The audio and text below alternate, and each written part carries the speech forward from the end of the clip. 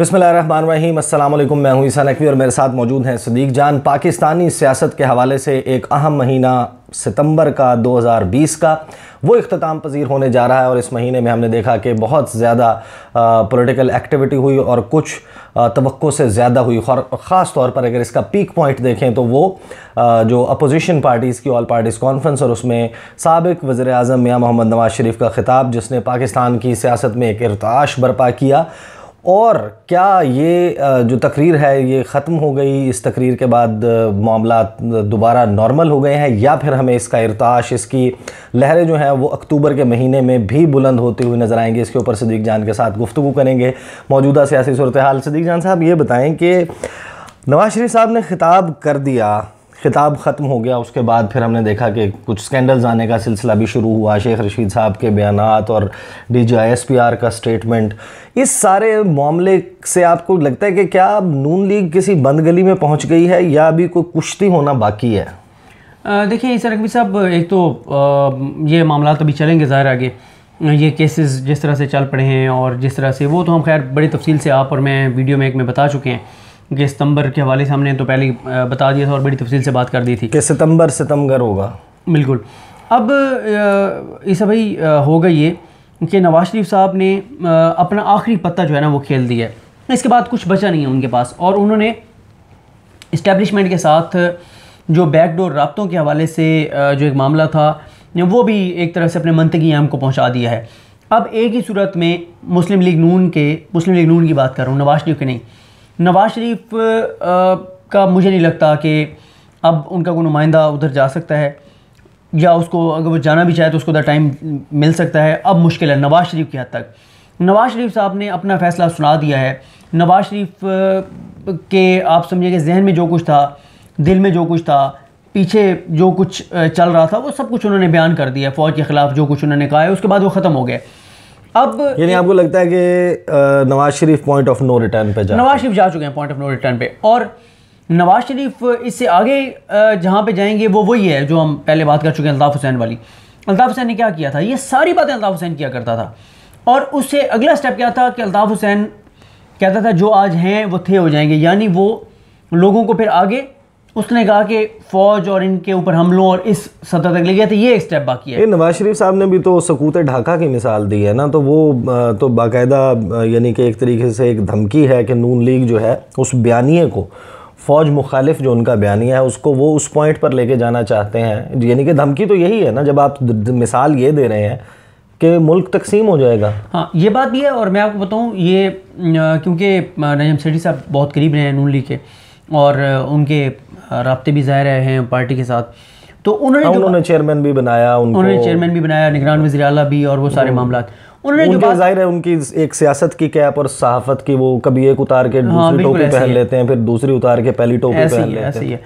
अब उन्होंने जो बात किया ना वो मेरा ख्याल है इदारों के लिए भी, इदारों को उससे ज़्यादा चीज़ें पता होंगी, लेकिन जब नवाज़ शरीफ के हामी एक तजियाकार और एक सहाफ़ी की जानिब से जब ये कहा जाएगा, जो बात उन्होंने की वो बहुत ही डेंजरस है कि पंजाब में अब वही होने जा रहा है जो फाटा में हुआ, जो बलूचिस्तान में हुआ, कि फ़ौज मुखालिफ। वहाँ पे क्या हो रहा है आप बता दें, वहाँ पे क्या हो रहा है बलूचिस्तान में, फाटा में? सेपरेटिस्ट मूवमेंट चल रही है, लैदगी पसंद वो जो है उनका तो, और फौजी जवानों के साथ क्या किया जाता है? देखिए उनका तो फ़ौज मुखालिफ नहीं है, उनका तो आइन और सियासत के साथ भी, या रियासत के साथ भी वो है ना कि वो तो बिल्कुल उसके साथ एंटी। बिल्कुल। अब वो ये बता रहे हैं कि पंजाब में भी वही चीज़ होने जा रही है। देखें पंजाब में, अच्छा फिर एक और चीज़ भी होती है, एक पार्टी होती है ना, मिसाल के तौर पर वो शुरू हुई और उसने पहले दिन से कहा, मिसाल दे रहा हूँ आपको, कि पाकिस्तान के मसाइल की वजह पाकिस्तान की फ़ौज है। पहले दिन से उन्होंने कहा, मिसाल दे रहा हूँ, उन्होंने अपनी नर्सरी वही तैयार की कारकुनान की, करते करते उनके कारकुन बढ़ गए, फिर होते होते उनके पास कारकुन 4 लाख हो गए, 8 लाख हो गए, 12 लाख हो गए। वो सारे मेंटली तौर पे पहले दिन से तैयार थे कि फ़ौज मसाइल की वजह है और हम फ़ौज के ख़िलाफ़ हैं। नून लीग का ये मामला नहीं है, नवाज़ शरीफ का ये मामला नहीं है। नवाज़ शरीफ तो सियासी पैदाइश से लेके, परवरिश से लेके, पहले बार वज़ीर आज़म बनने से लेके तीसरी बार वज़ीर आज़म बनने तक वो फ़ौज के वजह से वो इक़्तिदार में आते रहे। सारे मामलात पनामा में फ़ौज को उन्होंने कहा कि आप, लेकिन फ़ौज नहीं आई उनको बचाने के लिए। फिर यहाँ तक कि ये मैं नहीं कह रहा, सीनियर सहाफ़ियों के बयान मौजूद हैं कि नवाज शरीफ साहब ने इवन के नायल होने के बाद भी पैगाम भेजे फ़ौज को कि आप बताएं कि हम किसको जो है वो वज़ीर-ए-आज़म के तौर पर नामज़द करें। तो और उससे भी बढ़कर अभी ये जो अब मोहम्मद ज़ुबैर साहब की मुलाकातों का आया है, अभी तक यानी वो फ़ौज के साथ राब्ते में रहे हैं, फ़ौज के साथ पास बंदे भेजते रहे। अब नवाज शरीफ साहब ने जो ऐलान जंग किया, बगावत की, वो क्यों किया? जब उन्हें नज़र आ गया कि यार फ़ौज अब हमें लिफ्ट नहीं करवा रही, हमें नहीं बचा रही, और साथ ही नवाज शरीफ साहब नहीं। तो एक सेकंड, सॉरी मुझे ये बताएं कि नवाज शरीफ का अपना बयानिया और अपनी हद तक, उनकी ज़ात की हद तक, या फिर किसी हद तक शरीफ फैमिली और उसका भी जो फैक्शन या सेगमेंट नवाज शरीफ की फैमिली, उस तक तो ये है, लेकिन जो माजी है मुस्लिम लीग नवाज का, उसमें बहुत सारे जो ज़ाहिर है लोग उसके मुख्तलिफ़ कॉन्स्टिट्यूंसीज़ की हल्के की सियासत करते हैं, वो भी तो over a period of time उन्हें मालूम है कि फ़ौज के साथ उनकी पार्टी का रिलेशनशिप कैसा रहा है। तो क्या वो नवाज शरीफ के इस बयान को कैरी ऑन करेंगे, लिफ्ट करवाएंगे, या वो अलग इख्तियार करेंगे? देखिए ईसा नकवी साहब, जो मेरा एनालिसिस है, जो मैं चीज़ों को देखता हूँ, पहले मैं उस बात को एक मुकम्मल कर लूँ कि अगर तो ये पहले दिन से एंटी इस्टेब्लिशमेंट पार्टी होती, फिर तो पार्टी में दम खम होता इस्टेब्लिशमेंट से लड़ने का, वो नहीं है। अब आप मिसाल के तौर पे, आप जो एक जमात है जो अपने कारकुनान को कहते हैं कि दरूद शरीफ पढ़ना चाहिए, दरूद पे लगाती है, एकदम वो अगर उन्हीं लोगों को कहे कि आप बंदूक उठा लो, क्या उठा सकते हैं? नहीं, ज़ाहिर ट्रेनिंग ही नहीं है आपकी, आपका जो है नर्चर ही मुख्तलिफ हुआ है, तो आपके लिए मुमकिन नहीं है। आपने एक तो यह है कि नून लीग के कितने पाकिस्तान में लोग होंगे, अगर आप कंपैरिजन करें, यानी 3 इस वक्त मेन स्टेक होल्डर हो गए ना, फ़ौज, इमरान खान और नवाज शरीफ। मैं पंजाब की हद तक कह रहा हूँ, पीपल्स पार्टी सिंध की हद तक उसे निकाल दें इसमें से। अब नवाज शरीफ साहब के वो बरह रास्त कितने वो कारकुन होंगे पंजाब में, बरह रास्त कारकुन जो नवाज शरीफ को नंबर 1 अपना कायद समझते हो, कहते हो कि हमारा कायद है, फ़ख्र के साथ, ठीक है, धड़ल्ले से कहते हो पब्लिक के सामने कि हाँ मेरा कायद है नवाज शरीफ।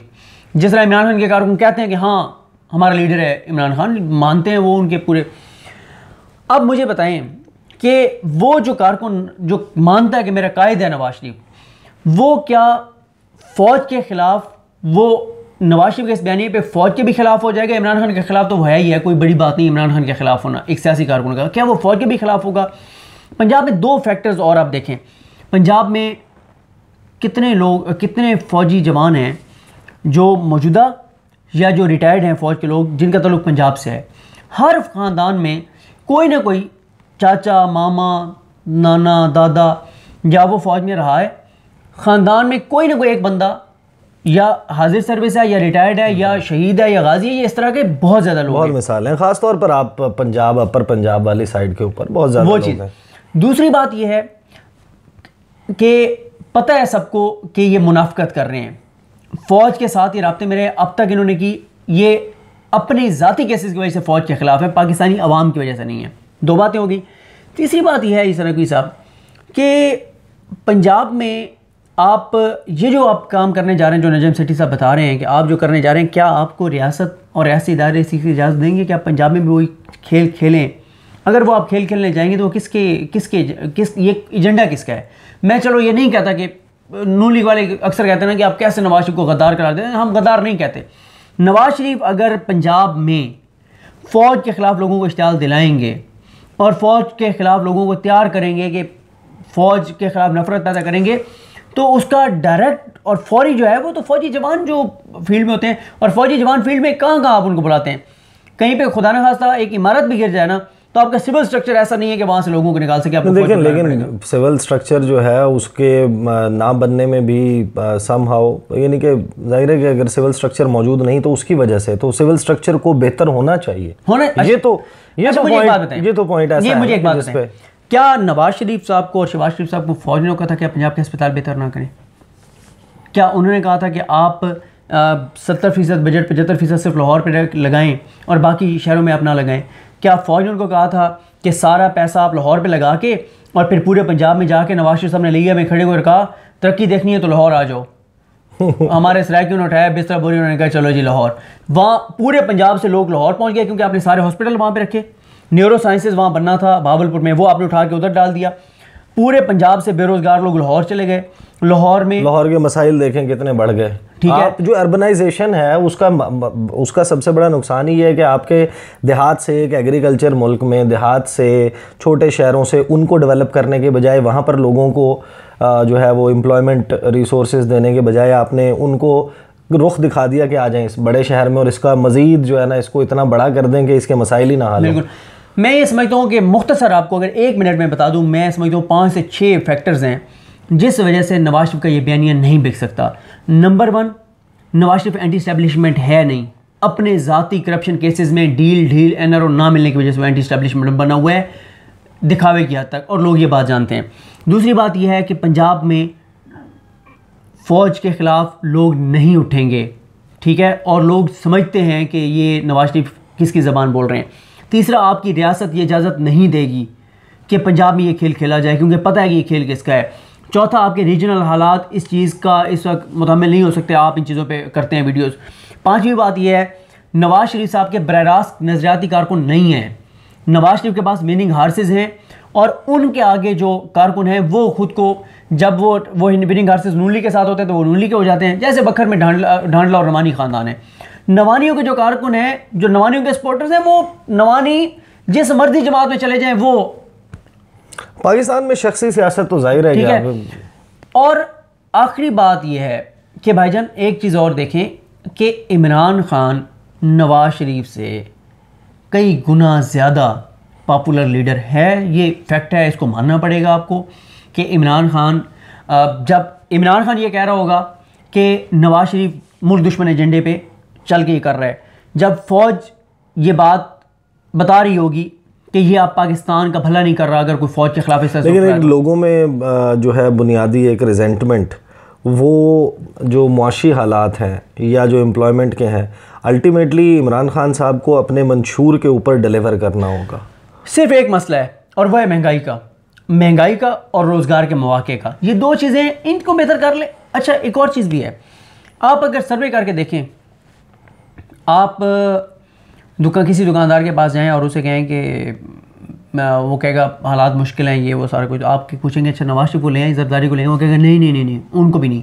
मसला ये है कि मसला ये नहीं है कि इमरान खान अगर डिलीवर नहीं कर पा रहा, हालात कुछ भी हों, कोविड हो, मुआशी हालात हों, पहले की तबाही और बर्बादी हो, जो भी हो, लेकिन लोग ये भी नहीं कहते कि आप नवाज शरीफ को दोबारा ले आएँ। ठीक है, लोगों को एक तहफ़्फ़ुज़ात हैं इस हुकूमत के साथ, शिकायत हैं, लेकिन फिर भी वो कहते हैं कि डिलीवर ये करें। लोग बड़ी तादाद में ये नहीं कहते कि नहीं, अभी तो खैर मैं ज़ाती तौर पे समझता हूँ कि जो इवन सियासी जमातें हैं वो भी नहीं चाहती कि अभी कोई इस किस्म का सिस्टम में तब्दीली आए कि इलेक्शन हो। किसके पास है? पीपल्स पार्टी के पास पंजाब में कैंडिडेट्स नहीं, सिर्फ नून लीग चाहती है। नून लीग जो है, अच्छा, नून लीग भी पता है क्यों चाहती है? नून लीग तो उस सूरत में चाहेगी ना अगर उनको उनकी जो शरीफ फैमिली जिसके इर्द गिर्द सियासत घूमती है नवाज लीग की, अगर उनको कोई रोल मिल रहा होगा तो वो करेंगे। नहीं, वो उनकी एक और भी वजह है। प्राइम मिनिस्टर पाकिस्तान इमरान खान साहब ने जो मुलाकात की ना सहाफ़ियों के साथ, उसमें उन्होंने कहा है कि नवाज शरीफ कहते हैं ना खेलूंगा ना खेलने दूंगा, यानी नवाज शरीफ कहते हैं कि मैं नहीं हूँ तो ये सिस्टम भी नहीं चलना चाहिए। और नून लीग को भी पता है कि अगर ये हुकूमत जाती है, इलेक्शन नहीं फिर इतनी जल्दी होने वाला। वो कहते हैं, मुझे बताएं कि इलेक्शन रोज रोज हो सकते हैं, आपको पूरी फौज, तो बहुत बड़ी एक्टिविटी है आपको, मैं समझने से लोगों को नहीं समझ आती इस चीज़ की। इलेक्शन ऐसे नहीं हो सकता। एक इलेक्शन की मिसाल ऐसी है कि किसी बंदे की ओपन हार्ट सर्जरी होनी हो, और ओपन हार्ट सर्जरी भी उस बंदे की हो रही हो जो ब्लड प्रेशर का भी मरीज़ है, जो शुगर का भी मरीज़ है, जिसको और भी बीमारी हो, और उसकी ओपन हार्ट सर्जरी होनी हो, इंतहाई रिस्की पेशेंट। पाकिस्तान मुआशी हालात, रीजनल हालात, अंदरूनी हालात, दुश्मन की इन्वेस्टमेंट, इन सारी सूरत हाल में इलेक्शन कराना उसी तरह यह है जैसे मैंने आपको बताया कि इन बड़ी बीमारियों के मरीज़ की ओपन हार्ट सर्जरी आपने करनी हो, यानी आपने उस शख्स के जिस्म के सबसे हसास हिस्से का ऑपरेट करना हो। ये उसी तरह से इलेक्शन की एक्टिविटी। देखिए Asif, coming back to the topic जहाँ से हमने स्टार्ट किया था, आसिफ जरदारी का ईंट से ईंट बजाने का बयान और नवाज शरीफ की ये तकरीर भुलाए जा सकते हैं? नहीं भुलाए जा सकते। जब कोई इस तरह की बात करता है तो उसको फिर मार कर लिया जाता है, और फिर उसको देखें, अदील वड़ाई साहब एक बात कहते होते हैं, वो बड़ी उनसे जब डिस्कशन होती है, वो कहते हैं कि हुकूमत के इदारे जो हैं जो एक आता है कि इदारे मतलब कुछ शख्सियात को वो कर लेते हैं, टारगेट कर लेते हैं। वो कहते हैं, अदील वलाई साहब ये कहते हैं कि इदारा कब किसी वज़ीर-ए-आज़म के बारे में तय कर लेता है कि ये अब नहीं होना चाहिए। एक हकीकत है ना, मतलब आपके इदारे आपके इस मुल्क के मुहाफ़िज़ हैं, उनकी मजबूरी है कि अगर कोई बंदा इस तरह का है तो उनको इंटरफेयर करना पड़ता है। ये एक फैक्ट है, आप जो मर्ज़ी कहते हैं कि इदारे इंटरफेयर नहीं करते। जब वो किसी बंदे के बारे में उनको ये पता चल जाता है कि अब ये रियासत के लिए ख़तरा बन चुका है, अब ये मुल्क की सलामती के लिए ख़तरा बन चुका है, बाकी छोटी मोटी टक टुक लगी रहती है, इख्तलाफात चलते रहते हैं। हर इदारे का अपना एक पॉइंट ऑफ व्यू है, हुकूमत का अपना एक पॉइंट ऑफ व्यू है, वो चलता रहता है। अक्टूबर के महीने में आपको लगता है कि हमें सियासत जो है उसमें गर्मा गर्मी नज़र आएगी और ये जो रिफ्लेक्शन है इस सारे मामले का ये अभी चलेगा? शेख रशीद के हवाले से भी बता दें, वो तो कह रहे हैं कि जनाब अभी तो मैंने कुछ नहीं बताया, मैं कॉल रिकॉर्ड्स भी सामने, अगर कॉल रिकॉर्ड सामने आ गए फिर उसमें उन्होंने ना नहीं, उसमें कॉल्स पाकिस्तान से ही हुई हुई हैं या कोई लंदन से भी कॉल्स हुई हुई हैं? देखिए शेख रशीद साहब जो है ना, शेख रशीद साहब ने बाद में फिर वो मज़ेदार उस पर मौका अपनाया। उन्होंने कहा मैंने मुशर्रफ दौर की कॉल रिकॉर्ड्स की बात की ना, डाटा की बात की है, मतलब कि सुना भी दिया, पैगाम पहुंचा भी दिया और कह भी दिया। ये बात तो हकीकत है ना। ईसा नकवी साहब, नून लीग जो है ना, अब कब तक बेवकूफ़ बनाएगी लोगों को। देखें, ये अगर मजबूर करेंगे ना रियासत को, अगर ये रियासत को मजबूर करेगी मुस्लिम लीग नून, तो ऐसी ऐसी चीज़ें आएंगी सामने, ऐसी ऐसी चीज़ें आएंगी, कल दंग रह जाएगी यार। और इनका बयानिया मज़ीद वो नीचे चला जाएगा, बिल्कुल ही दफन हो जाएगा। और एक वक्त ऐसा आएगा कि नून लीग के लिए ये फ़ैसला उनको करना होगा कि वो अगर नवाज शरीफ के बयानी के साथ खड़े हैं तो फिर नून लीग नहीं काम। बहरहाल जी, बड़े इंटरेस्टिंग टाइम्स हैं सियासत में, पाकिस्तानी सियासत में। आलमी महाज के ऊपर भी बड़ी तब्दीलियाँ हो रही हैं और कुछ थोड़ा सा हॉल्ट आपको नज़र आ रहा होगा आलमी सियासत में। उसकी वजह ये है कि अक़वाम मुत्तहिदा जनरल असम्बली का इजलास चल रहा है, पूरी दुनिया के लीडर्स जो हैं वो इस वक्त इंगेज्ड हैं वहाँ पर, आलमी फ़ोरम से बात कर रहे हैं। अभी हमने देखा है कि जो रिसेंटली जिस तरीके से रैपिडली चल रही थी चीज़ें आलमी सतह पर, चीन और इंडिया का, चाइना और अमेरिका का, मुख्तलिफ आलमी मामलात चल रहे थे, उनमें आपको एक हल्का सा ब्रेक नज़र आता है, क्योंकि वो सारे अब इस वक्त उस फोरम के ऊपर ख़िताब कर रहे हैं। इस मौके के ऊपर कुछ होता है तो फिर वो उस फोरम के ऊपर असरअंदाज होगा। तो एक थोड़ा सा छोटा सा एक हॉल्ट है, लेकिन वो जाहिर है कि वो मामलात फिर आगे चलेंगे। इन तमाम मामलात के ऊपर नज़र रखेंगे, इनके ऊपर बातचीत करते रहेंगे। अगली वीडियो में आपके साथ मुलाकात होगी। मुझे इजाज़त दीजिए, अल्लाह हाफ़िज़।